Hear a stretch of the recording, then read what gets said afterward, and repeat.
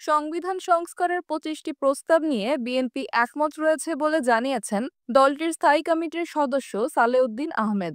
বৃহস্পতিবার দুপুরে সংস্কার নিয়ে জাতীয় ঐকমত্য কমিশনের সঙ্গে বৈঠক শেষে তিনি কথা বলেন।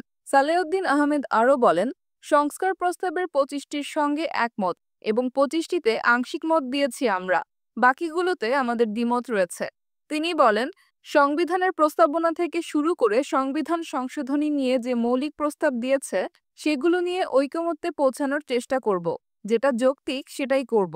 প্রয়োজন হলে আমরা আবারও বসব। বিচার বিভাগের সংস্কারে 89 দফা নিয়ে মতামত জানানো হয়েছে উল্লেখ করে তিনি আরও বলেন, সবকিছু সাংবিধানিক হওয়া উচিত।